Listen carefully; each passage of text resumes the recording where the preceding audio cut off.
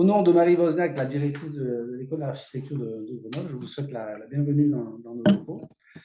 Bienvenue donc au séminaire de clôture du projet AD Côte-Bois, Habitat et développement économique, territorial et le cas de la filière bois. Donc, un projet qui a été financé par la région Auvergne-Rhône-Alpes, qu'on va vous présenter. Avant de présenter le projet, je souhaite donner la parole à Yann, qui nous fait le plaisir d'être avec nous aujourd'hui, donc vice-président de l'université, chargé de la responsabilité sociétale et environnementale. Voilà, et qui donc va nous présenter un petit peu la politique aussi de l'université en la matière, avant qu'on puisse démarrer.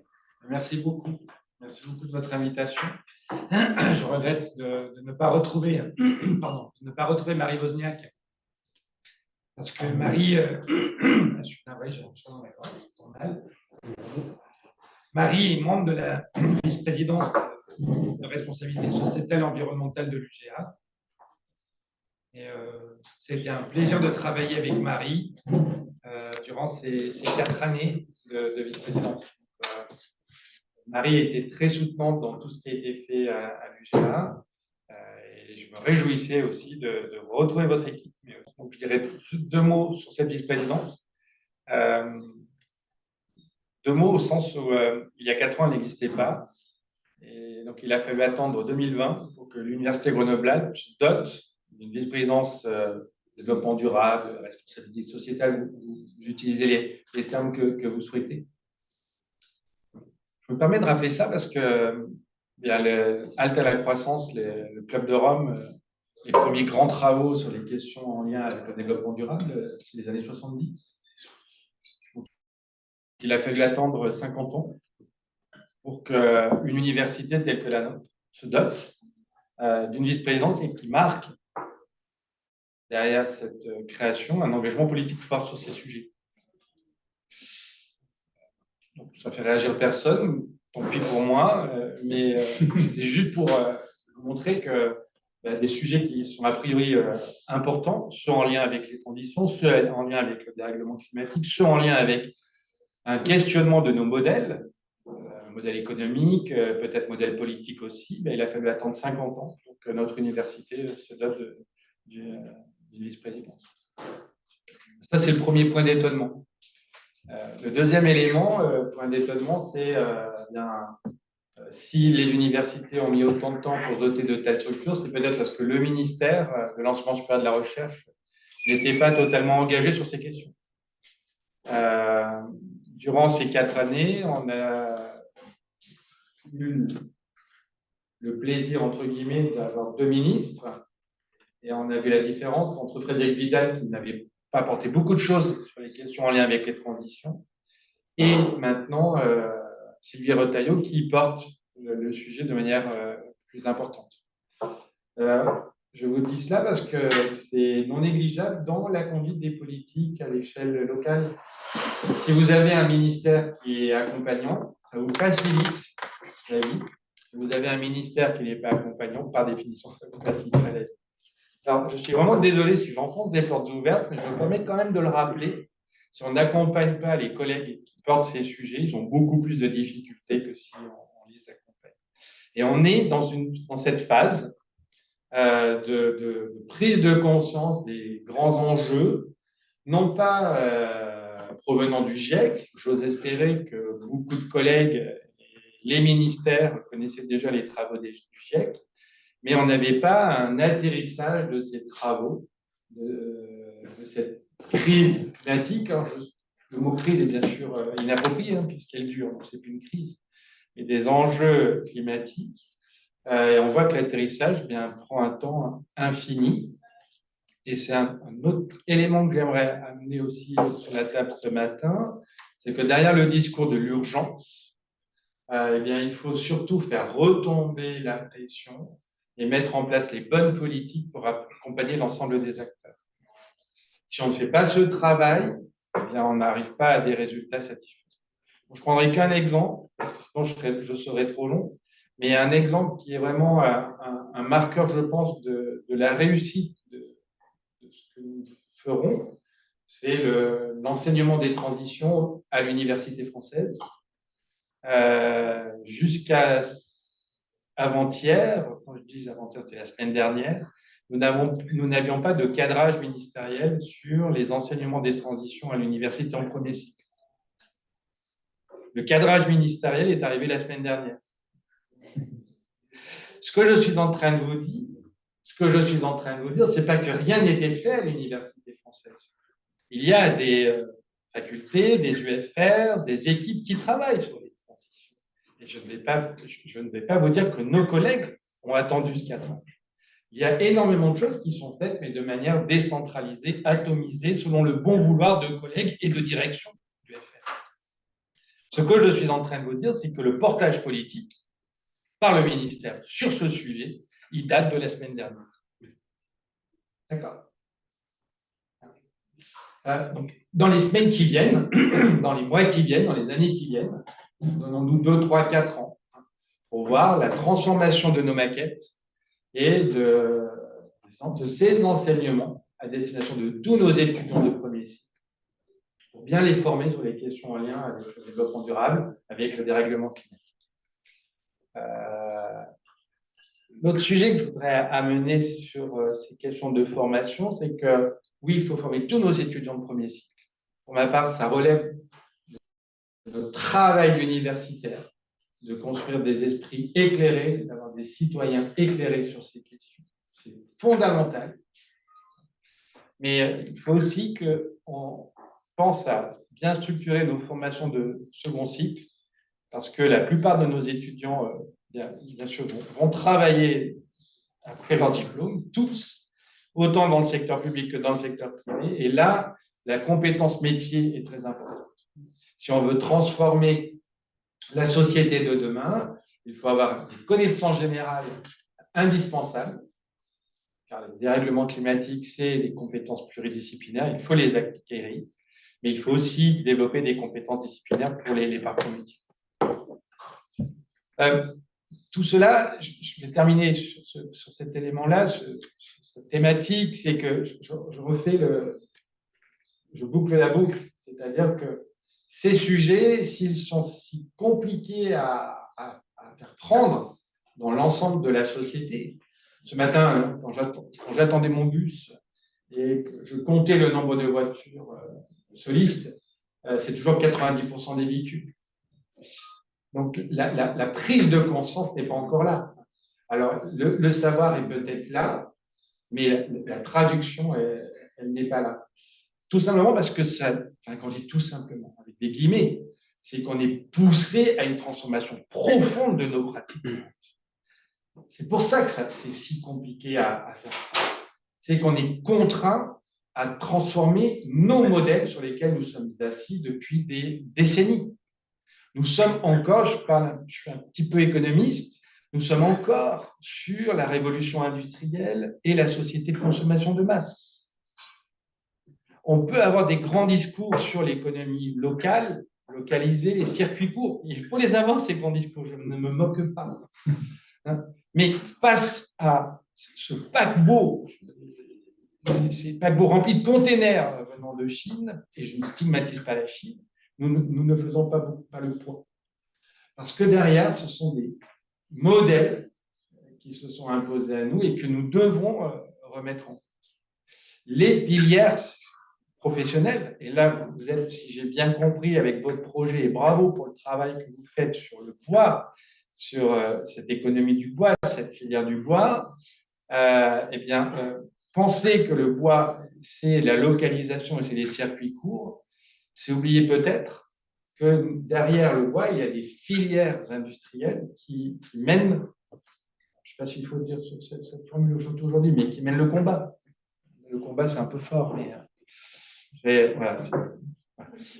et toutes les filières sont traversées par cette tendance, c'est-à-dire l'histoire, le passé continue de s'imposer à nous et des éclaireurs, des acteurs qui essayent de faire bouger les systèmes.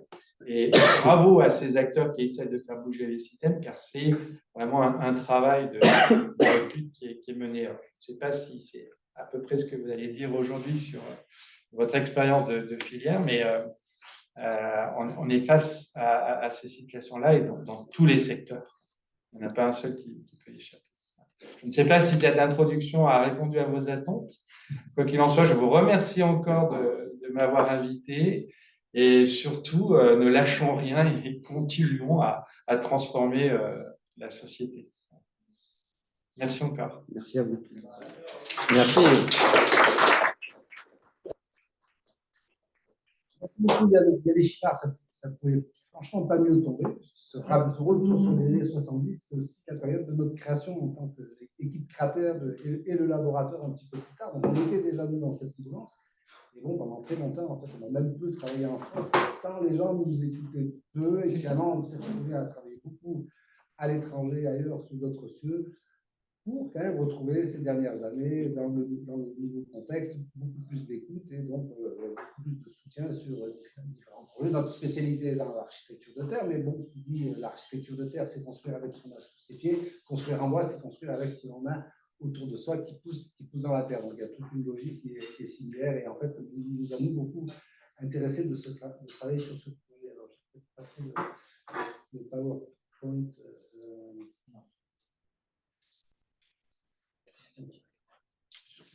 L'idée était effectivement bien de travailler de faire un travail de fond, en fait. Hein.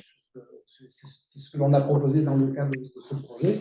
Dans le contexte un peu plus spécifique, c'est la loi climat qui a été adoptée suite à la signature des accords de Paris, avec des objectifs votés de 60% de réduction des gaz à effet de serre à l'horizon 2030, sachant que le secteur du bâtiment, alors les chiffres varient un petit peu selon les sources, ça sera entre 24 et plutôt 30% d'après d'autres sources des émissions de gaz à effet de serre et donc de 44% des consommations d'énergie.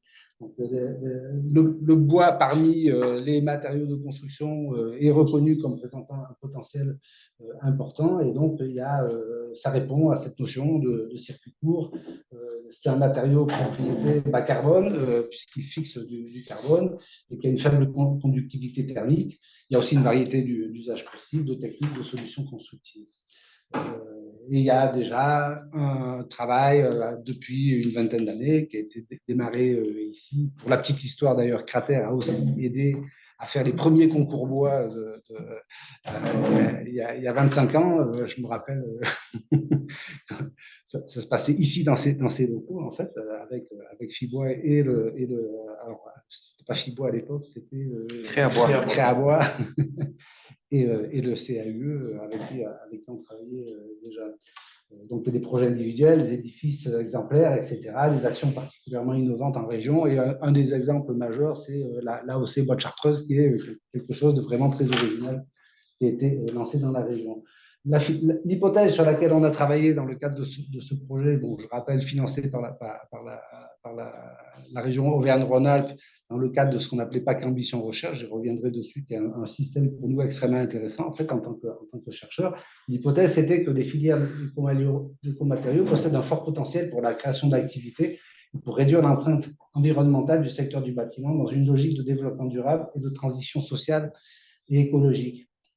Et l'objectif du projet, c'était de porter un regard réflexif sur la pratique actuelle de l'usage du bois produit localement en construction pour en tirer des leçons et puis voir comment faire évoluer, peut-être rendre plus efficace le travail. Une des spécificités du projet, ce n'est pas un projet de recherche qu'on mène, je dirais, entre nous. Bon, même si, alors vous avez 4 personnes ici, Yannick Siffert qui représente 3SR, David Soares qui était le doctorant sur le projet, Yvan Mazel sur un statut de post-doctorat, moi le coordinateur, donc qui étions un peu le cœur du projet. Mais on a eu cette volonté d'aller travailler avec nombre d'acteurs, et notamment des acteurs institutionnels. Alors, vous avez tous listé, je ne vais pas tous les lister parce qu'en fait, il y en a beaucoup. Peut-être quand même un des plus importants, en fait, ça a été un autre partenaire de l'université, c'était le dispositif Interface, qui à l'époque nous a beaucoup aidé, notamment Grégoire Fett, je crois qu'il doit revenir nous retrouver, et puis rappelez-moi son nom, Jérémy Granger, avec qui on a beaucoup travaillé au début, qui nous a beaucoup aidé sur justement l'établissement de tous ces partenariats, ce qui était très intéressant, ça nous a permis justement d'aller à la rencontre des acteurs sur le terrain, et puis d'avoir leurs avis, d'aller plus vite dans l'identification des projets supports qui allaient être notre corpus de recherche. Et puis, au fur et à mesure, on a aussi un peu agrandi, c'est-à-dire que ce qui vous est présenté ici, en fait, c'est des participants qui étaient assez diversifiés, quoi, hein, qui allaient des professionnels aux institutions qui sont, je dirais, comme une responsabilité sur le développement de la filière. En termes de moyens, et c'est là où c'est extrêmement intéressant, ce système de PAC Ambition Recherche de la région Auvergne-Rhône-Alpes, c'est en principe une thèse ou un postdoc. En l'occurrence, ici, c'était une thèse, mais environnée de façon assez large. C'est-à-dire qu'on a un budget qui est quasiment double par rapport à celui d'un doctorant habituel, ce qui permet en fait de mener beaucoup d'activités, de donner aux moyens aux doctorants d'aller sur le terrain, d'aller rencontrer les acteurs et d'organiser des choses.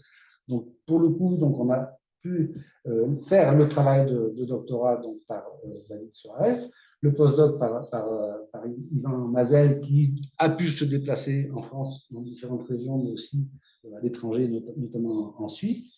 Des séminaires partenariaux réguliers que l'on a organisés donc, tous les 6 mois. Alors, le Covid a un peu dérangé tout ça, puisqu'on s'est retrouvé à démarrer ce projet-là. Ça a un peu cassé cette ambiance de séminaires partenariaux. Des nouvelles habitudes de travail se sont mises en place. Ça a été un peu moins participatif que ce qu'on aurait espéré. Ceci dit, on a quand même pu en organiser 7 et aller sur le terrain, alors avec beaucoup de visio, ce qui était un peu dommage par rapport à l'idée initiale où on souhaitait que les gens puissent venir sur le terrain. Donc, le fait est que les habitudes ont un petit peu changé, et c'est un petit bémol éventuellement, mais on a pu quand même visiter et aller voir des opérations sur le terrain. C'était vraiment extrêmement intéressant. Rencontrer les acteurs locaux, on a fait intervenir des gens niveau local. On a eu la possibilité d'inviter aussi des personnalités particulièrement remarquables.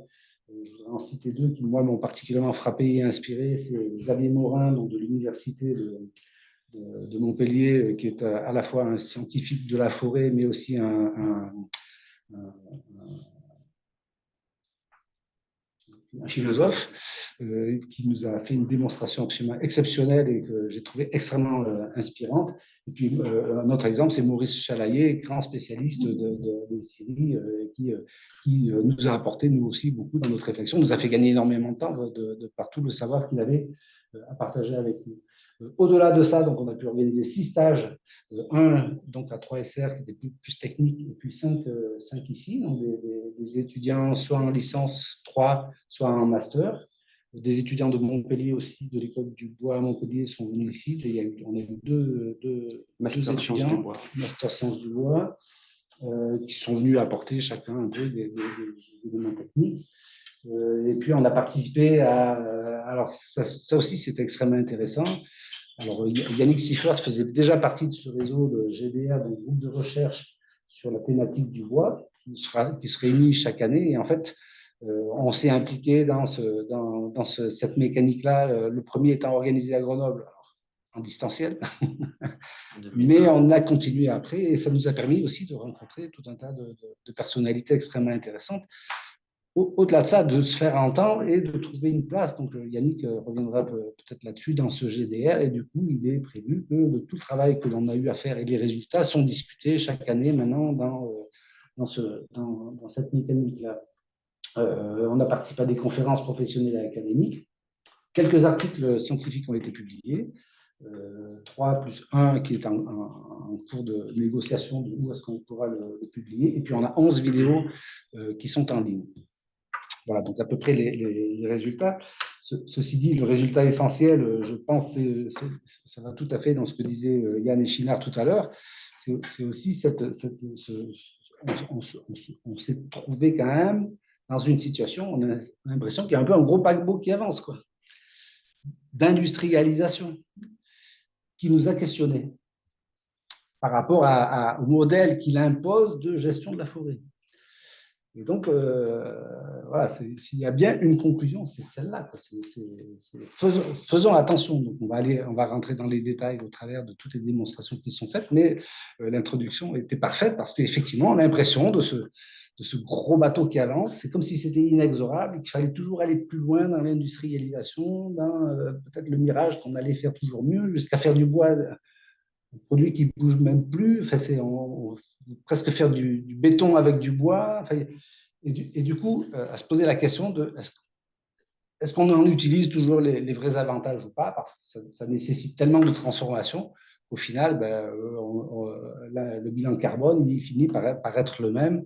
En plus, quand on est sur des grands marchés, ben, le bois, il vient un peu n'importe où, on commande son camion de bois, enfin, il vient là, là, là, et en fait, on n'a plus cette vraie possibilité de l'intelligence qui est celle qui est affichée de façon générale.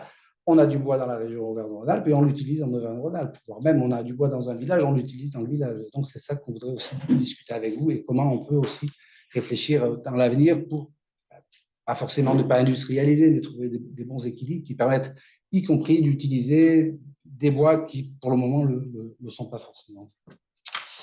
J'ai peut-être parlé un petit peu trop, mais c'est pour vous appâter. Et donc, pour évoquer tout ce travail, donc on va commencer ce matin par la présentation de son travail de thèse de David Rodriguez Soares. Donc chaque présentation sera suivie d'un débat, donc sentez-vous à l'aise d'intervenir. Ensuite, on aura un déjeuner convivial sous forme de buffet qui vient d'arriver justement en entrée, qui expliquait une partie du retard. Et puis cet après-midi, donc on va passer à l'exploration, analyse et résultats du programme de recherche avec la présentation d'Yvan Mazel sur les leviers de valorisation du bois local, la reproductibilité des édifices exemplaires et les structures socio-économiques de la filière bois de construction. Et puis, donc, on aura une présentation rapide de Yannick Siffert sur où on en est, quelles sont les perspectives que l'on a en tête à développer, donc, y compris d'ailleurs sur les questions de formation, puisqu'on est dans des institutions de formation, donc recherche bien sûr, on continue, mais retomber dans de la formation, parce que c'est important aussi que les étudiants qui arrivent soient effectivement bien formés, pas forcément à appliquer des techniques, mais à bien réfléchir dans un contexte donné en fonction des ressources qui sont disponibles. Et puis donc, on finira la journée avec une table ronde pour laquelle nous avons deux invités qu'on a appelés des grands témoins. On aura Julie Ergos qui est avec nous déjà, qui est architecte et qui travaille dans la région lyonnaise et dans l'Ain et qui va témoigner un peu du travail et comment son travail évolue aussi. Et puis on aura donc Johannes Natterer, qui est ingénieur qui travaille à l'école polytechnique EPF, de Lausanne, qui sera avec nous et donc qui va je pense, nous faire une petite présentation aussi sur des constats qu'il fait dans un contexte suisse, mais qui finalement sont très proches des constats qu'on fait. Il nous apportera des démonstrations complémentaires qui seront la base donc d'un débat qu'on pourra avoir en cette fin de journée. Voilà, donc je vais passer tout de suite la parole à David. Alors, donc je vais essayer de vous résumer un petit peu le travail qui a été réalisé durant ces 3 dernières années sur la question du développement territorial soutenable. Soutenable, c'est un terme important qui est apparu au cours du travail. Au départ, l'idée était de travailler plutôt sur un développement territorial économique sur la région Auvergne-Rhône-Alpes, mais le caractère soutenable de la filière bois locale est devenu très important. Donc, ce terme est remonté au niveau du titre de ce travail. Hop. Alors, dans un premier temps, je vais vous représenter les questions de recherche et les hypothèses. Ensuite, je vais vous donner quelques exemples en fait, d'études de cas qui ont été réalisées sur la région. Et on arrivera ensuite sur les résultats avec les freins et les leviers qu'on a pu constater, les pistes d'innovation et les conclusions avec des préconisations.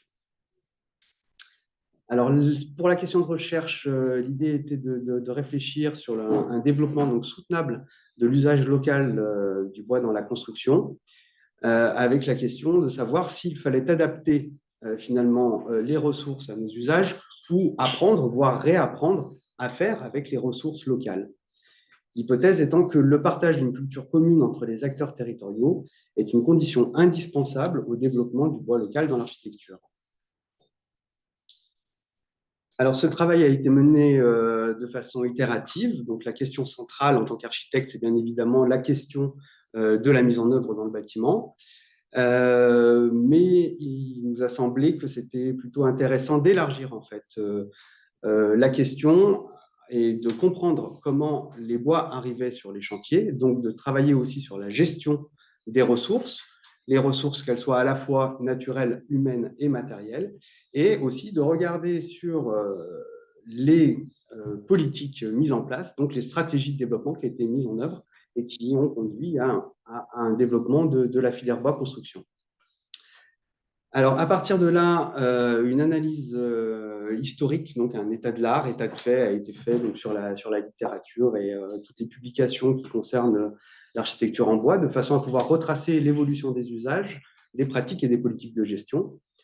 Parallèlement à ça, donc, il y a eu des enquêtes de terrain qui ont été réalisées donc, pour effectivement analyser les usages actuels et repérer les mutations en fait, de la construction bois.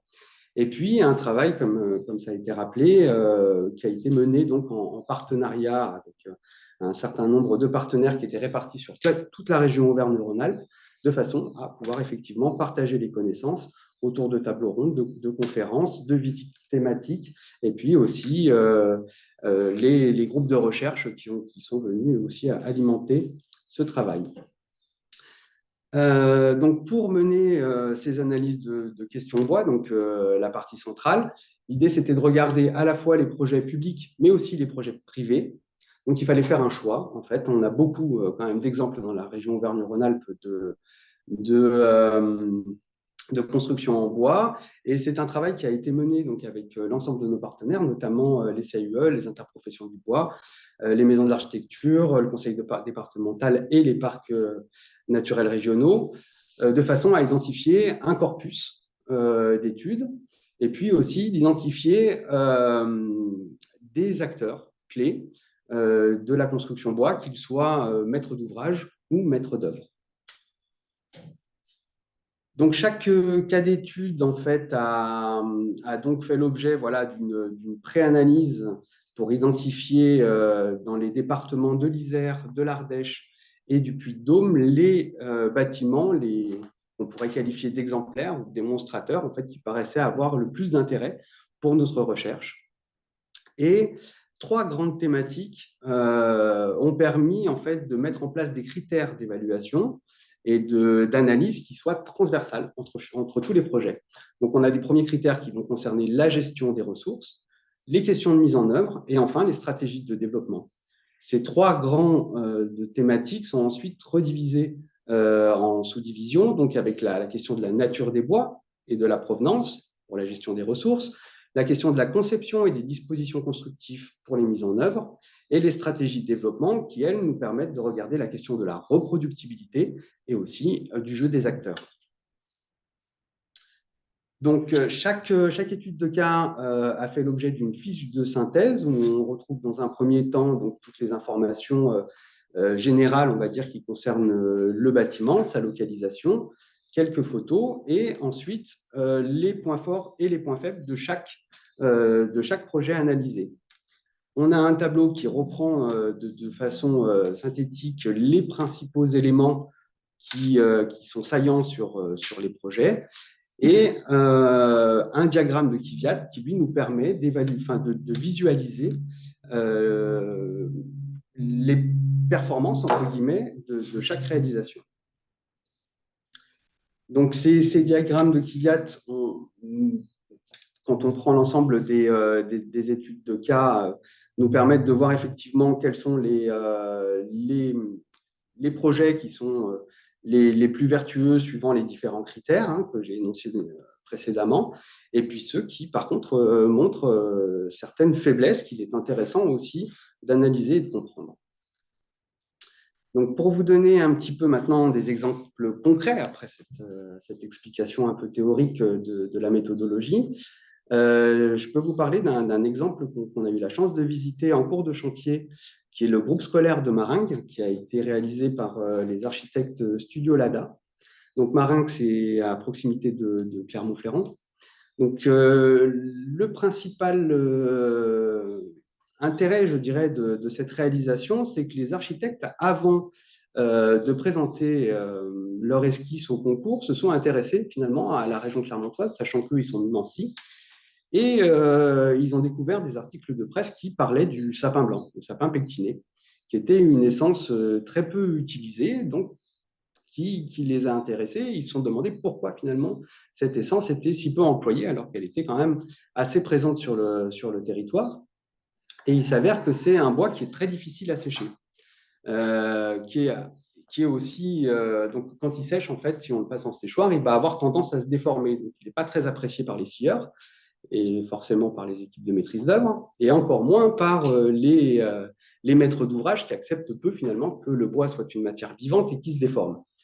Ceci étant, les architectes ont tout de même creusé la question et ils ont mis en place avec les bureaux d'études un principe de portique pour pouvoir utiliser ces bois et en fait de les faire sécher naturellement.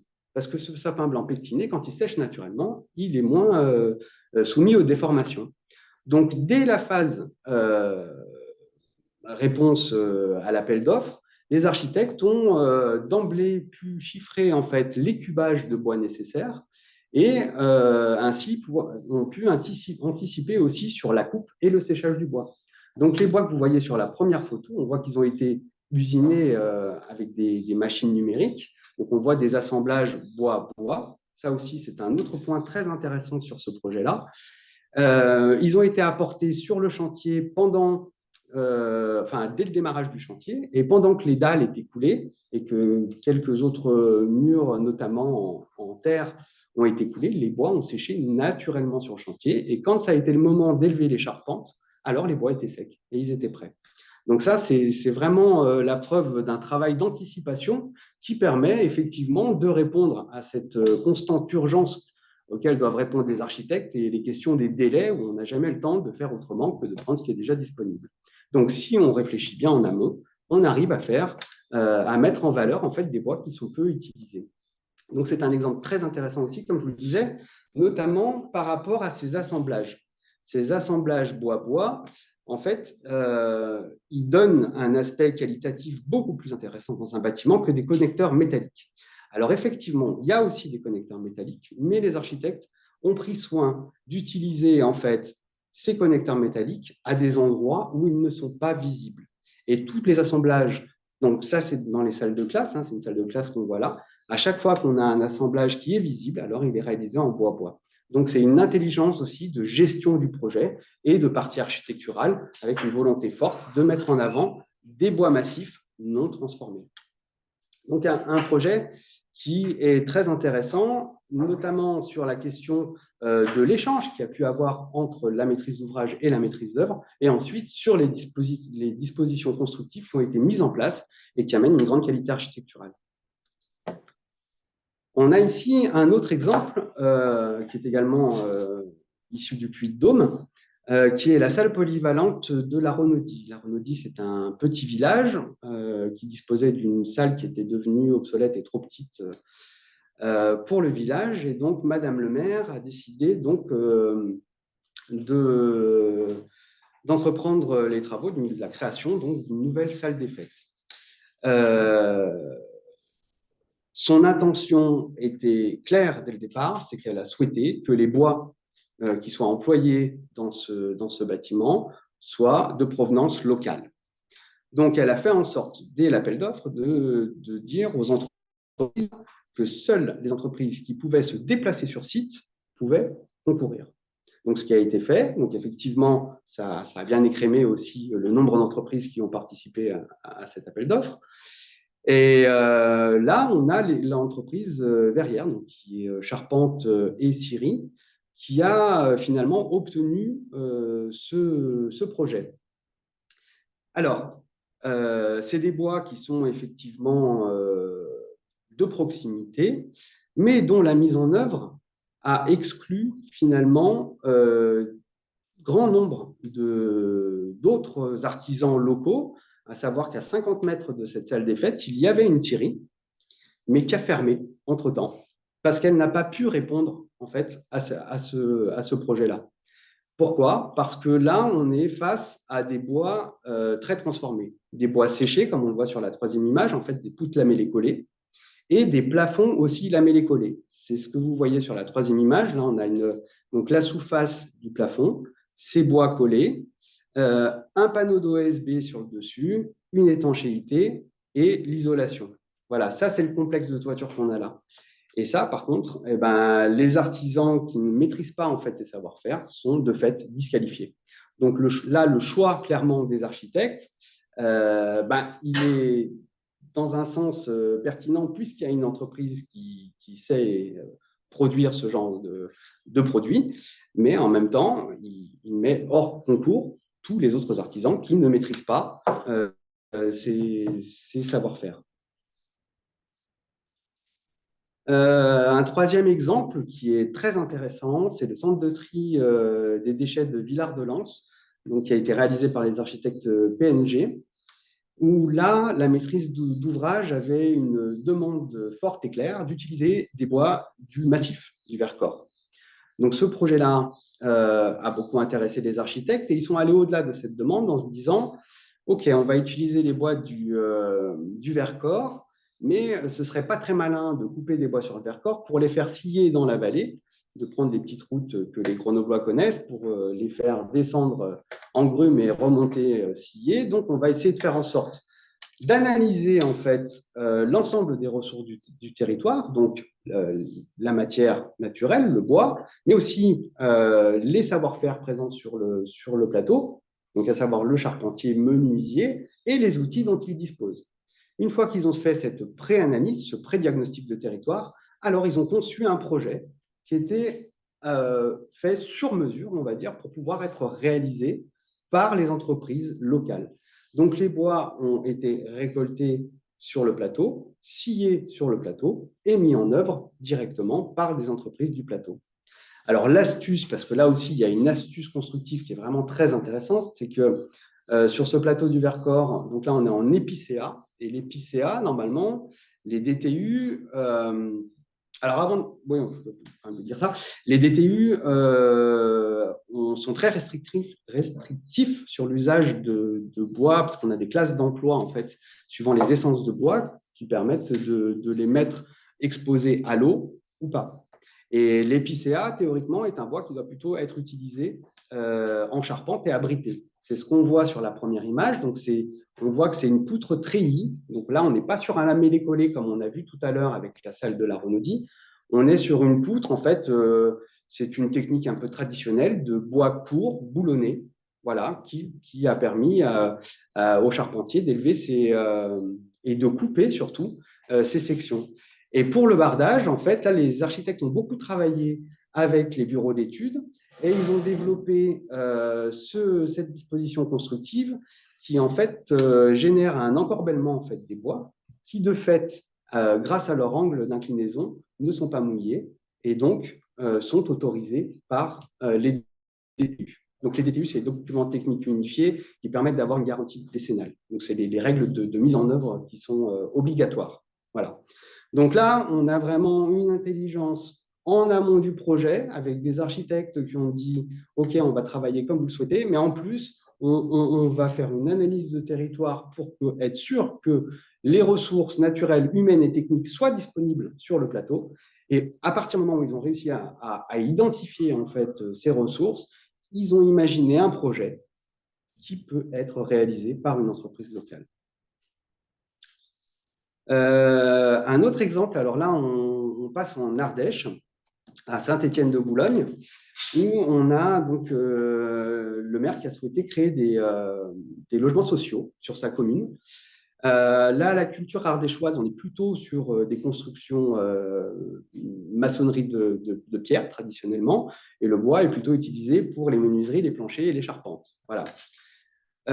Il se trouve que donc il y a cet élan qui est un élan politique qui encourage les constructions de bois et qui permet aussi d'apporter des aides aux acteurs qui le souhaitent lorsqu'ils utilisent des bois pour la construction.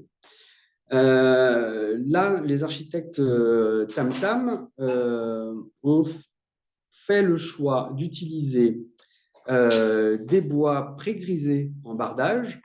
Donc, alors, ces bois pré-grisés, ils permettent de ne pas avoir de différenciation en fait, de grisonnement du bois, hein, ce qui est un phénomène naturel pour le bois, naturellement admis en façade. Et puis surtout, de faire une structure à base de CLT. Donc, c'est ce qu'on appelle entre nous le béton de bois. Donc, c'est des grosses dalles de bois collées.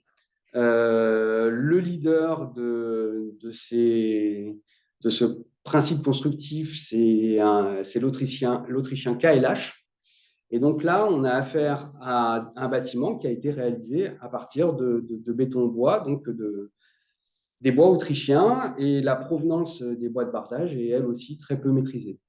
Il se trouve que l'entreprise de charpente qui a mis en œuvre, qui a réalisé ces maisons, est elle locale, et par contre la seule qui maîtrise aussi ces techniques. Voilà, donc on est un petit peu dans le même cas que dans la salle polyvalente de Saint-Étienne-de-Boulogne, c'est-à-dire qu'on a une entreprise locale qui maîtrise ces techniques qui permettent de faire de très grands bâtiments, des équipements publics, des gymnases ou autres, avec des grandes portées, on va dire, hein, voilà, des édifices importants, et qui là se retrouvent mis en œuvre dans des échelles qui pourraient tout à fait accepter des petits bois, des bois courts, qui auraient permis à plus de charpentiers ou plus de scieurs de répondre à cet appel d'offres. On revient en Isère maintenant, ou on arrive en Isère. Non, on revient en Isère, puisqu'on est déjà passé en Isère. Là, on est à l'internat des Six Vallées, du Bourdoisan, un bâtiment qui a été réalisé par les architectes RDK, les architectes grenoblois d'RDK. On a là aussi du bardage pré-grisé, d'accord, en façade, avec une attention particulière des architectes sur la notion de décor, qui est traditionnellement associée à l'usage du bois. Donc, sur la dernière image, vous voyez ici l'ancien internat avec ce bardage à claire-voie qui dispose de petits décors que les architectes ont décidé de reproduire en fait sur leur bardage. Donc, avec une découpe aussi en arrondi qu'on retrouve le long de ce bardage. Alors, cette attention de travail du bois historique et traditionnel du plateau de Loisan se retrouve dans ce bâtiment avec, par contre, des bois dont la provenance, encore une fois, est moins maîtrisée. Alors que quand on était sur ces bois de l'ancien internat, il y avait énormément de chances, ou pour ne pas dire 100% de chances, que les bois proviennent des massifs alentours. Aujourd'hui, la provenance de ces bois pré-grisés en bardage, elle est moins connue, voire pas connue des architectes. Voilà. À l'intérieur, c'est des architectes qui aiment beaucoup, qui ont une grande expérience en fait du travail du bois et qui militent pour l'usage du bois en intérieur, pour que le bois soit visible. Il faut savoir que dans les bâtiments qui reçoivent du public pour des questions de tenue au feu, c'est extrêmement difficile aujourd'hui de mettre du bois visible dans les bâtiments. Alors, eux, ils y sont arrivés. Notamment, on voit sur la première photo avec des plafonds qui sont réalisés avec des caissons de bois, mais ces caissons de bois sont aussi des produits industriels. On voit sur la troisième image, voilà, c'est des bois collés et ces caissons comportent de la laine de roche. Voilà. Donc là, on est sur un produit, donc je ne citerai pas la marque, mais encore une fois, on ne connaît pas la provenance de ces bois qui sont mis en œuvre. Encore un exploit réalisé par les architectes, au-delà de ces faux plafonds en bois, c'est d'avoir voulu dessiner eux-mêmes en fait, le mobilier de cet internat. On voit sur cette image, là, on voit deux lits avec une petite armoire qui reprend aussi le dessin, j'espère que vous le voyez aussi à l'écran, qui reprend le dessin qu'on a vu sur les façades, hein, le dessin de l'ancien internat. Des coups-sièges aussi le long des couloirs, voilà, pour pouvoir s'asseoir le long des baies vitrées qui donnent sur le patio, donc des choses plutôt intéressantes qui sont aussi très difficiles à mettre en œuvre dans des équipements publics. Pourquoi? Parce que les maîtres d'ouvrage généralement dissocient la partie bâtie de la partie équipement, et c'est pour ça qu'on a tous à peu près les mêmes chaises et les mêmes tables. Donc là, il y a eu un vrai travail de fait par les architectes pour arriver à convaincre le maître d'ouvrage d'accepter de financer aussi ce travail de dessin de mobilier. Par contre, une fois qu'on a un œil un petit peu aiguisé, on se rend compte aussi que ces bois, Eh bien, c'est des panneaux de 3 plis. Donc, voilà, ce ne sont pas des bois locaux. C'est des panneaux de 3 plis. Il y a très peu de fabricants de panneaux de 3 plis en France, et je vous expliquerai tout à l'heure. Donc, il y a la maîtrise du bois local est un peu perdue en fait sur ce genre de dispositions constructives. On a du bois dans le bâtiment, mais on n'est pas sûr qu'il soit local. Alors, en opposition, je vous montre cette image. Ça, c'est 2 photos que j'ai prises au musée dauphinois avec cette petite légende, enfin cet extrait en fait de l'expo permanente que j'aime beaucoup et qui est très explicite. L'équilibre et l'harmonie atteints par les gens de l'Alpe ont perduré durant des siècles avant d'être bouleversés par les temps modernes. Voilà. Donc là, c'est assez clair qu'on voit le travail en fait du bois sur tout le mobilier qui est traditionnellement fait sur les Alpes, voilà, pour réaliser ces meubles. On voit aussi des bois, là, on est sur une cabane d'alpage, des planches de sapin ou d'épicéa, voilà, qui n'ont pas de traitement particulier. Et on voit aussi des grandes sections de bois, quoi. On voit des grandes planches qui permettent de faire ces meubles. Alors que sur les images précédentes, à partir du moment où on essaye de faire des plateaux, on va dire, les artisans aujourd'hui nous recommandent plutôt de passer sur du 3 plis, du panneau de 3 plis. Donc ça demande un travail de calpinage qui a été un petit peu perdu par les architectes, puisqu'on dessine une enveloppe, et puis après on fait découper des panneaux. Mais la provenance de ces panneaux est très peu locale. Donc dans cette mutation en fait du bois utilisé par la construction, on est aujourd'hui face à des produits à base de bois. Aujourd'hui, il faut savoir que plus de 80% des maisons sont construites avec des systèmes à ossature bois et qu'on est face à une progression du CLT. Je vous en parlais tout à l'heure pour ces maisons en Ardèche. Donc, ce premier panneau et les panneaux et les systèmes constructifs à ossature qui génèrent tout un tas de produits réalisés à base de bois, des bois collés, des bois séchés, des bois transformés. Donc, c'est des bois stables qui sont appréciés effectivement parce qu'ils ne vont pas se déformer, qu'on viendra assembler justement grâce à ces connecteurs métalliques. Si vous vous souvenez, tout à l'heure, je vous ai parlé du travail fait par les architectes sur le groupe scolaire de Maringues, qui avait fait attention effectivement qu'on n'ait pas ce genre de connecteurs visibles dans les salles de classe et qui les avait plutôt mis dans des endroits où ils n'étaient pas visibles. Il faut savoir aussi que tous ces éléments métalliques sont très lourds et effectivement coûteux, et la production de ces éléments métalliques est très énergivore aussi. Donc, on a tout un tas maintenant de produits faits à base de bois, donc le CLT, les BMR, les lamellés collés, les BMA, voilà. Tout un tas de produits qui sont disponibles et qui sont majoritairement utilisés dans la construction de bois actuelle. Et l'ensemble de ces produits est réalisé avec des bois résineux. Or, on est face à une situation contradictoire qui est qu'en France, on a une grande majorité des forêts qui sont composées de bois de feuillus, alors que, par exemple, dans la région Auvergne-Rhône-Alpes, on a 92% des sillages qui sont faits à base de résineux, donc épicéa, sapin, mélèze ou douglas.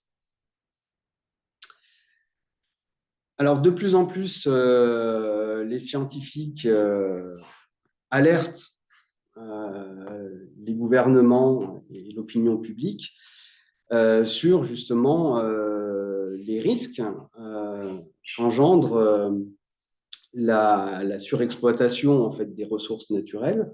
Et nous avons là le dernier rapport du GIEC qui, lui, est formel sur la nécessité de maintenir les écosystèmes existants.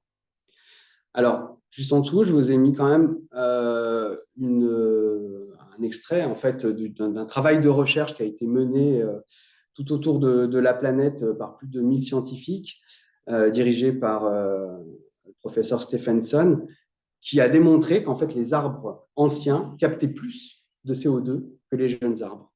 Alors, il faut savoir qu'aujourd'hui, on entend beaucoup le contraire, c'est-à-dire qu'on va couper des forêts anciennes qu'on estime pauvres pour planter des jeunes arbres et qui, soi-disant, capteraient plus de CO2. qui n'est pas exact, et on le sait depuis 2014. Face à ça, on est prévenu, mais pourtant, suite à la pandémie de Covid-19, le gouvernement a lancé un plan de relance, France Relance, et a fléché plus de 200 millions d'euros vers la filière bois. On s'est aperçu que 87% des projets financés en forêt privée sont des coupes rases, et que dans 83% des cas, le plan de relance a financé des plantations en monoculture, essentiellement de Douglas. Donc là, une petite illustration, Thierry nous en a parlé tout à l'heure, que j'aime beaucoup et que je tiens d'une présentation faite par Xavier Morin, hein, donc, qui est chercheur au CNRS, et qui nous montre, voilà, c'est un petit peu une caricature de il faut planter des arbres, comment on restaure les écosystèmes, il faut planter des arbres, alors qu'il y a beaucoup d'autres critères qu'il faudrait pouvoir prendre en compte, notamment sur les sols, la biodiversité. Enfin bref, c'est un sujet, et de dire qu'on plante des arbres, ce n'est absolument pas suffisant. Mais c'est très visible. Une autre illustration maintenant aussi qui a été réalisée par Johannes Natterer, qui sera témoin cet après-midi, qui participera à la table ronde, qui nous montre aussi l'impact environnemental des bois très transformés. On voit dans la première illustration un bois massif ou des planches clouées qui ont un bénéfice carbone, mais qui ont aussi un impact énergétique mesuré. Et on voit l'impact énergétique d'un bois lamellé collé qui est quasiment identique à une dalle béton. Voilà. Donc ça, c'est aussi des choses qu'on n'a peut-être pas conscience. On se dit qu'on met du bois, donc on capte du CO2. Donc ça, à peu près tout le monde l'a compris. Par contre, l'énergie nécessaire à la transformation de ces produits, elle n'est que très peu mise en avant, et pourtant, elle est très importante. Si on regarde maintenant au niveau du maillage territorial, alors là, on a une carte de la région Auvergne-Rhône-Alpes avec en bleu les 400 scieries de la région, et on voit les petits points violets, ce sont les scieries qui produisent ces fameux bois techniques qu'on emploie majoritairement dans nos bâtiments. Alors, il faut savoir qu'aujourd'hui, en France, on a 3 types de scieries qui coexistent, avec 75 grosses scieries industrielles qui, elles, produisent 54% des volumes sciés, contre 900 scieries artisanales qui, elles, ne produisent que 6% du volume total scié. Pourtant, ce maillage territorial, cette carte, est assez claire sur ces notions en fait, de proximité et de circuits courts qui sont chers à ce travail de recherche.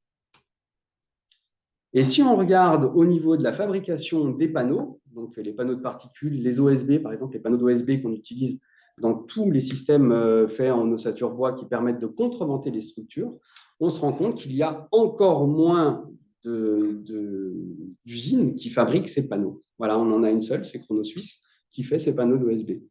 Donc là, on voit la question du maillage territorial et des distances nécessaires à la mise en œuvre de ce genre de produits réalisés à base de bois. Alors, évidemment, ça a des impacts qui sont déjà mesurés de longue date, notamment sur le nombre d'exploitations forestières, sur le nombre de scieries. Pourtant, ça a très peu d'impact, et sur le nombre d'employés, finalement, d'emplois créés dans le secteur, mais très peu d'impact, en fait, sur les volumes de bois scié, qui restent quasiment stables. Alors aujourd'hui, enfin depuis le mois de janvier 2023, on a la nouvelle règle donc, de la responsabilité élargie du producteur des produits et les matériaux de construction du bâtiment, qui interroge en fait notre modèle économique, qui aujourd'hui produit majoritairement des déchets résiduels en mélange, à savoir que ces bois qui sont collés, on ne sait pas les dissocier. Il y a des recherches qui se font, il y a des gens qui travaillent là-dessus forcément, pour arriver à dissocier les cols des bois. Bon, voilà.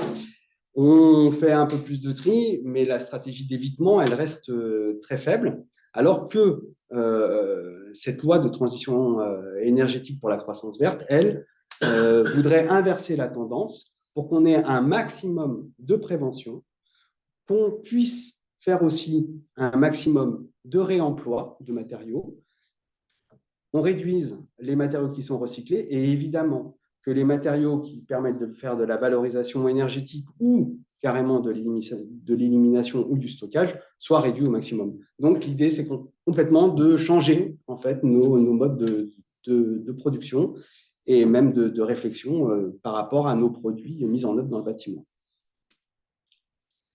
Donc, ça nous pose un petit peu face à une question qui est quelle orientation on souhaite pour demain. Est-ce qu'il faut continuer à développer l'industrialisation avec des produits à base de bois? Donc, on a vu ce constat du fait qu'il y avait 92% des bois qui étaient mis en œuvre dans la construction qui étaient des bois de résineux. Donc, est-ce qu'on continue cette logique en utilisant plus de bois de feuillus, ce qui correspondrait plus à la nature de nos forêts?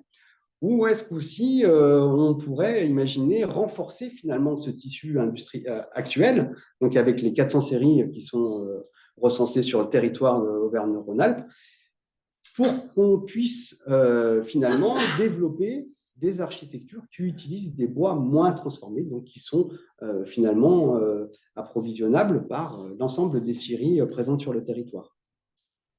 Donc, on est un petit peu dans deux échelles ou deux axes un peu différents. On a d'un côté le scale-up, c'est-à-dire qu'on va amener dans les entreprises qui le peuvent, la capacité de produire toujours plus, ou le scale-out, c'est-à-dire alors ça, c'est des termes qui viennent un petit peu de l'informatique, mais de dire qu'on va développer la filière en faisant du scale-out, c'est-à-dire en s'appuyant sur différentes entités qui sont déjà sur le territoire. Alors maintenant, si on revient sur notre travail d'analyse et puis d'études de cas, on a ici un petit tableau synoptique qui nous permet d'avoir une vision globale en fait, des projets en fonction de leurs caractéristiques et puis d'identifier finalement des points forts et des limites et aussi des pistes de progression pour chacun des 3 grands thèmes développés dans ce travail de recherche. Donc, les gestions des ressources naturelles, humaines et matérielles, la question des mises en œuvre et la question des stratégies de développement. Donc, je ne sais pas si je suis long ou pas, je ne vais pas regarder. Ben, voilà, je n'ai pas dû se regarder, désolé. Voilà. Pour aller très vite sur la question des stratégies de développement, on voit que la forme des marchés, qu'ils soient publics ou privés, finalement, ça n'avait aucune incidence sur l'usage de bois locaux. Les points communs entre ces réalisations qui sont vertueuses sur ces questions de stratégie de développement, c'est qu'il y a à chaque fois eu une analyse préalable en fait, des ressources du territoire qui a été partagée par les équipes de maîtrise d'œuvre et de maîtrise d'ouvrage, qui a eu une mission complémentaire donc de diagnostic et qui a eu une coordination en fait, des équipes. Voilà. En termes de limites, on voit qu'au niveau de la reproductibilité, le choix des essences, des modes de culture et de récolte et de transformation ont un impact significatif sur la soutenabilité des stratégies. À savoir que si on continue à privilégier des essences monospécifiques, forcément, on va atteindre très rapidement des limites. Et le point commun qu'on peut mettre en avant sur tous ces cas d'études, c'est qu'il y a une vraie volonté en fait, des acteurs qui permet de faire des projets en bois, mais le niveau de soutenabilité reste très variable. Pourquoi? Parce que la distance d'approvisionnement et limitation d'ouverture des marchés de travaux augmentent avec la technicité. Voilà, comme je vous l'ai montré sur les quelques cas, quand on a des produits bois qui sont trop techniques, alors on va augmenter les trajets avant la mise en œuvre. Donc, en termes de pistes de progression, il faudrait effectivement souhaiter qu'on puisse développer les diagnostics préalables, qu'on développe également le partage de connaissances entre les acteurs et qu'on ait un niveau de transformation des bois et des systèmes constructifs qui soit suffisamment en adéquation avec les exigences du bâtiment et les capacités du territoire. Donc, on retrouve un petit peu, en simplifié, ces grands points, voilà, donc pour les remettre un petit peu suivant les 3 grandes thématiques. Donc, au niveau des ressources, qu'elles soient naturelles, humaines et matérielles, il y a besoin de faire un choix éclairé sur les essences et sur les savoir-faire. Au niveau des mises en œuvre, il faut prendre le temps que l'ensemble des acteurs d'un projet puisse réfléchir sur le niveau de technicité nécessaire entre des bois techniques ou des bois massifs peu transformés. Et puis, bien prendre en compte que le bois est un matériau vivant et que cette caractéristique, pour ne pas dire cette qualité, nécessite d'avoir un regard fin sur les besoins qui sont nécessaires. Le bois reste un matériau qui est renouvelable, on l'entend assez souvent, mais ce n'est pas une ressource inépuisable, car une mauvaise gestion en fait, peut nous conduire à l'appauvrissement des sols, ce qu'on voit suite à des coupes rases et aussi suite à l'érosion, et aussi à l'effondrement de la biodiversité. Donc chaque mètre cube de bois utilisé par des équipes de maîtrise d'œuvre et de maîtrise d'ouvrage implique un usage qui soit raisonné et responsable. Donc pour conclure cette présentation, par rapport à la question de recherche, donc construire en bois local signifie-t-il adapter les ressources aux besoins ou apprendre, voire réapprendre à construire avec les ressources existantes? On peut résumer une réponse sur le fait que les ressources existantes sont nombreuses et nous avons besoin de mieux les connaître pour développer de manière soutenable la filière. Et à l'hypothèse qu'un partage de connaissances entre les acteurs est une condition indispensable, effectivement, le partage de connaissances est fondamental et nécessaire à une prise de conscience des enjeux et qu'une bonne connaissance des territoires et des ressources humaines, matérielles et naturelles est indispensable. Donc, en termes de préconisation, donc voilà, aujourd'hui, ce travail nous permet d'aller un peu plus loin que ces constats et qu'il serait aujourd'hui nécessaire en fait, que les équipes de maîtrise d'œuvre et de maîtrise d'ouvrage puissent intégrer cette question de diagnostic de territoire, bien connaître les potentiels, prendre aussi la mesure des enjeux qui sont engagés dans un bâtiment et pour définir des objectifs à atteindre, être conscient finalement des impacts de chaque cas de construction. Et la question du niveau de technicité des bois, qui lui reste crucial pour les équipes techniques, car on l'a vu, elles mobilisent différentes ressources à la fois naturelles, humaines et techniques. Voilà, j'ai maintenant fini ma présentation, je vous remercie et je suis à votre disposition.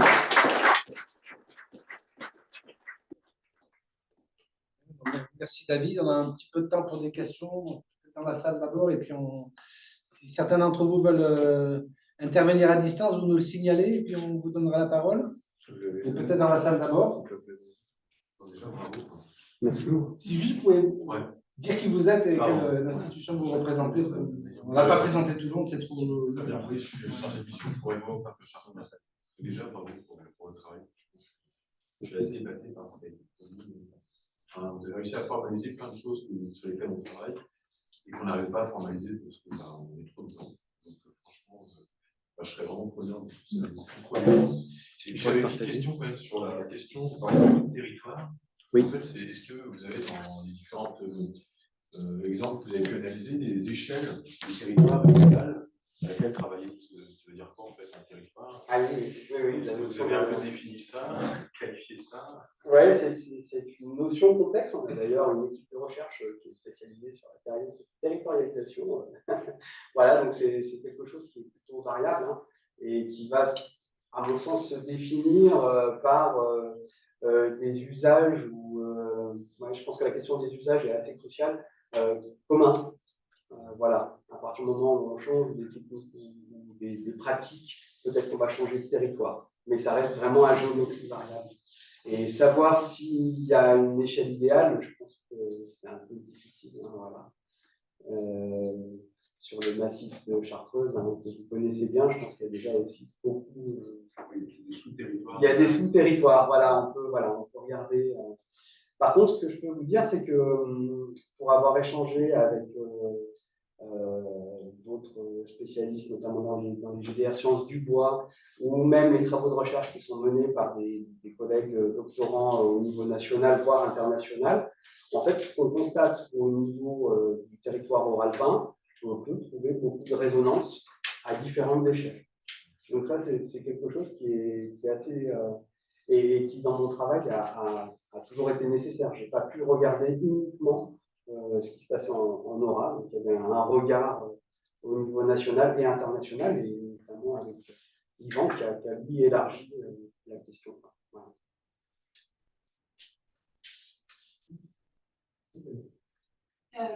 Géraldine Brand de l'Université de Gothenburg en Suède.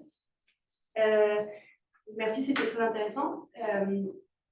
Je me dis que du coup, si j'ai bien compris dans la conclusion, tu parles beaucoup de, enfin en fait, du fait que les acteurs ont tout intérêt à travailler ensemble pour arriver à soulever les problématiques et à les anticiper et à ce que ce soit mieux fait. Et je suis tout à fait d'accord. Et je me dis qu'en fait, ça soulève un peu la question aussi des responsabilités dans les projets. Parce qu'effectivement, quand on a des tâches un peu éclatées, il y a une difficulté de se dire bah, voilà, qui est responsable en fait, pour prendre les vraies décisions et pour porter peut-être des solutions innovantes ou réinnovantes. Et ça m'amène à penser à la réglementation, aux réglementations en vigueur, et par exemple qui sont parfois visibles dans les DTU, comme tu en parlais tout à l'heure. Je sais qu'on a déjà discuté ça tous les deux, mais ça me perturbe pas mal parce que je me dis du coup dans ton travail, est-ce que tu as pu identifier que certaines réglementations étaient des limites finalement au fait de travailler d'une manière plus responsable et plus locale, parce qu'en fait il y a des choses écrites qui nous poussent à faire autrement. Oui, complètement. Donc il y a effectivement la question des DTU, hein, qui, on l'a vu sur l'exemple du centre de tri du Vercors, où il y a eu besoin en fait, d'un travail approfondi entre les architectes et les bureaux d'études et bureaux de contrôle pour arriver à mettre en œuvre ce dispositif qui est simplement un encorbellement avec des angles particuliers. Mais il a fallu le valider puisque les DTU ne décrivaient pas finalement cette mise en œuvre. Mais il y a aussi d'autres règles qui viennent aussi contraignantes.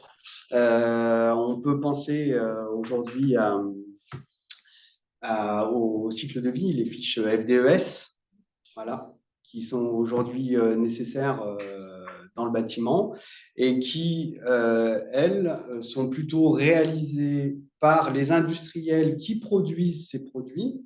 Donc, par exemple, je prends un exemple, les faux plafonds en bois qu'on a vus dans l'internat, elle va avoir une fiche FDES, hein, c'est des produits industriels, donc les industriels, ils ont les moyens de réaliser ces fiches et de renseigner. Donc, architectes, bureaux d'études, peuvent tout à fait très rapidement décrire ce produit, alors que quand on est sur un dispositif singulier, il va falloir renseigner par nous-mêmes, donc un travail supplémentaire pour arriver à faire accepter ou valider une mise en œuvre particulière. Donc effectivement, c'est assez compliqué puisque les architectes, on n'a pas de, c'est le propre de l'architecture, on est en expérimentation permanente. Et à côté de ça, on a un système réglementaire qui valide en fait des dispositifs et qui, par voie de fait, invalide des dispositifs qui ne seraient pas reconnus, alors qu'ils peuvent être mis en place, mis en œuvre depuis des millénaires. Voilà. Et parce qu'en fin de compte, je rebondis un petit peu, mais je me dis que ce qui se passe, enfin, du coup, on en avait déjà parlé aussi au séminaire d'avant, mais il y a tout ce principe de tester des solutions, c'est très coûteux, c'est très compliqué d'arriver à faire valider des choses. Ça appartient vraiment à l'industrie. C'est pas des choses qu'on peut faire à petite échelle, on ne peut pas se permettre. Mais alors, qu'est-ce qu'on fait au final? On ne peut pas vraiment changer là tout de suite le système, enfin, on peut impacter. Mais est-ce que par contre, on peut repenser les responsabilités du coup, parce que je me dis, voilà, si on ne fait pas les choses comme c'est écrit dans un DTU, concrètement, qu'est-ce qui se passe? Ça veut dire que, dites-moi si je me trompe, ça veut dire que la personne, il doit y avoir un responsable qui dit que bah, c'est moi qui ai choisi de faire autrement.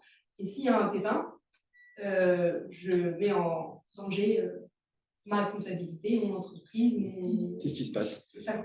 C'est ce qui se passe. Est-ce que c'est des choses qui se font? Le rôle de contrôleur technique est important. Oui, tout à fait. Le contrôleur technique, hein, je l'évoquais pour le centre de tri. Hein, voilà, c'est lui qui a validé cette disposition constructive, hein, finalement. Hein, voilà. Donc, à partir du moment où il donne l'aval, au niveau des assurances, on passe. Voilà.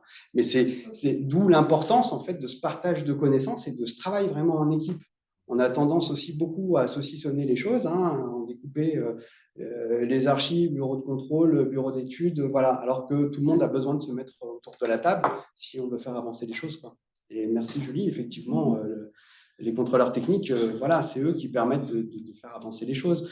Bon, il y a l'exemple vraiment vertueux du centre de tri.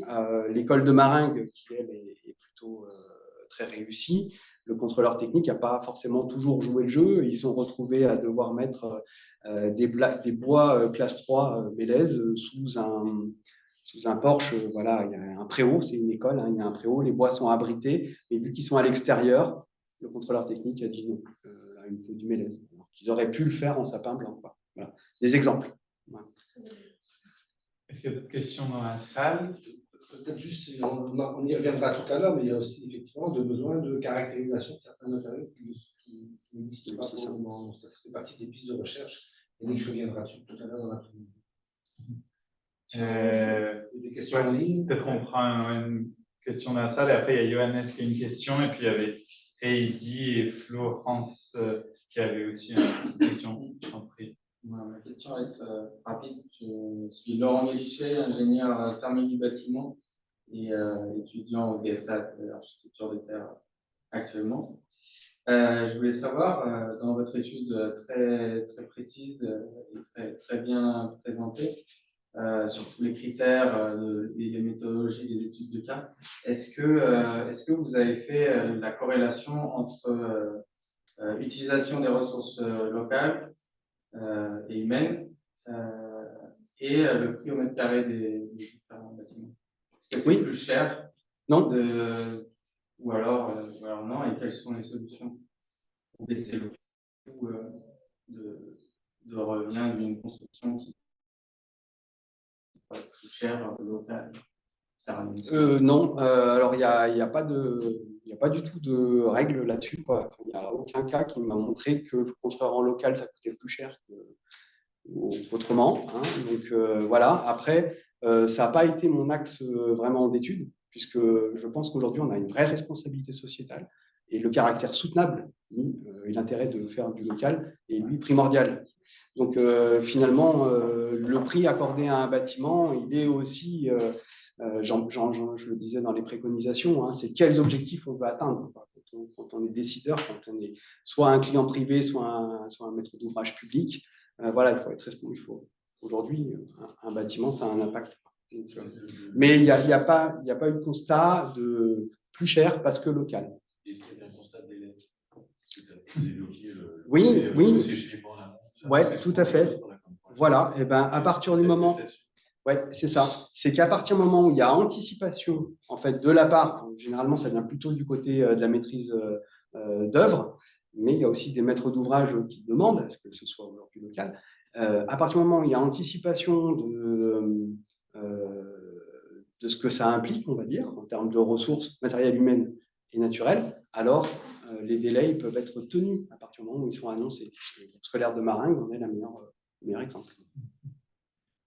En ligne, Heidi Kirchhoff de Fiboisier, est-ce que vous voulez prendre la parole ou je lis votre question?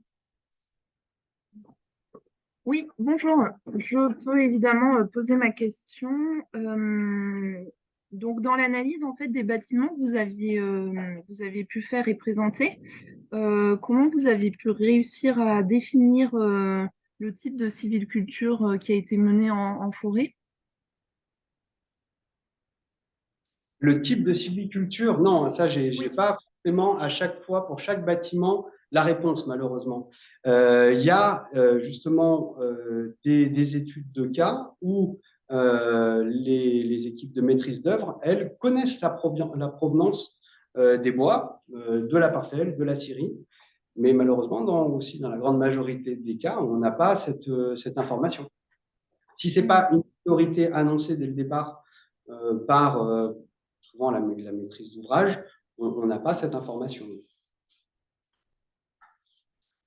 D'accord, il me semblait que c'était quelque chose dans votre présentation au tout début, là, quand vous présentez les analyses selon les projets qui avaient été justement, j'ai plus la présentation là en tête, mais au tout début, il me semblait que ça avait été analysé, d'où ma question.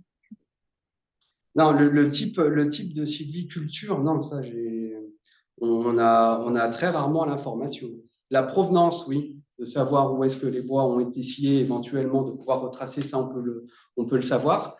Mais comme je vous dis, on a très peu de cas. Je pense par exemple On a une étude de cas, la C2S, centre de santé à Échirolles, où là, on a effectivement une traçabilité totale à la parcelle des bois qui sont employés, y compris des bois de réemploi, puisqu'il y a aussi des bois de réemploi qui sont mis en œuvre dans ce bâtiment.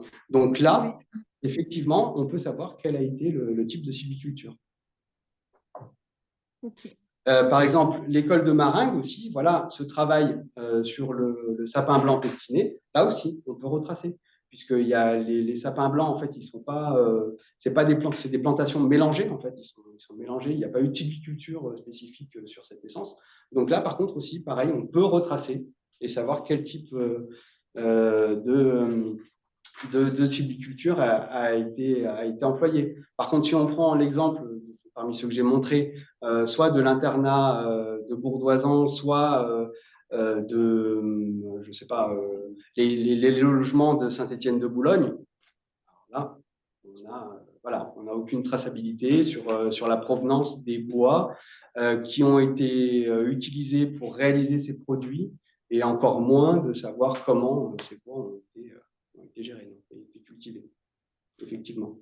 Je propose qu'on en manque de temps, peut-être. Il y avait Florence Arado de l'ENSA Marseille, mais c'est une question qui, je pense, sera plus pertinente dans la discussion de cet après-midi. Donc, Florence, si on peut garder ta question pour cet après-midi. Et Après, on peut laisser juste David en dire un mot si.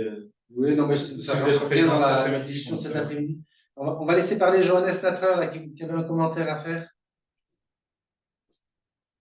Alors, oui, c'était justement pour dire que en France, vous avez la problématique du DTU qui va finalement, c'est ce que je dis un peu avec les normes, niveler par le bas. On va garder le plus petit, comment est-ce qu'on appelle ça?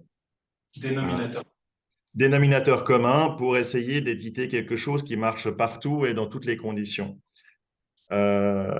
Alors en Suisse, on a une certaine liberté de travail, de global, de pouvoir faire un peu ce qu'on veut et que ce sont un peu les bureaux d'architectes et les bureaux d'ingénieurs qui vont prendre la responsabilité de l'exécution. On n'est pas aussi fermé. Mais on retrouvera quand même toujours quelque chose qu'on n'avait pas il y a 20 à 30 ans, le côté très… on a peur de faire autrement. Alors, j'ai fait des objets justement où on a les maîtres d'ouvrage, les architectes et le scieur sur place dans un petit village. Je les présenterai cet après-midi pour quelque chose qui fonctionne très bien. Mais dès que vous avez un petit grain de sel, dès que vous avez un acteur qui dit oui, mais votre projet va changer. Je rejoins votre argument, Monsieur Suarez, dans votre présentation. On construit en bois, on se dit écologique, mais au final, on constate qu'il faut beaucoup changer les modes, il faut informer, il faut mettre finalement des barrières contre ce qui est pratiqué aujourd'hui. J'apprécie énormément votre présentation que vous avez faite en montrant qu'on investit 200 milliards dans la filière bois et qu'est-ce qu'on fait? On fait le contraire de ce qu'on est censé faire, c'est-à-dire des coupes rases et de la monoculture. Et si on continue comme ça, notre filière, globalement, elle va se faire méchamment taper sur les doigts et il y aura bientôt un revirement en arrière qui va être absolument dramatique pour ce qui est la gestion des forêts, pour ce qui est… Il faut véritablement, comme vous l'avez dit, il faut informer, il faut en parler et il faut changer les habitudes. Moi, ma question, en ayant travaillé maintenant sur cette problématique, de votre côté, s'il fallait faire une seule action, je dis bien une seule, parce que vous avez bien montré que vous avez… Il y a beaucoup de changes à changer, mais s'il fallait faire qu'une seule, ça serait laquelle?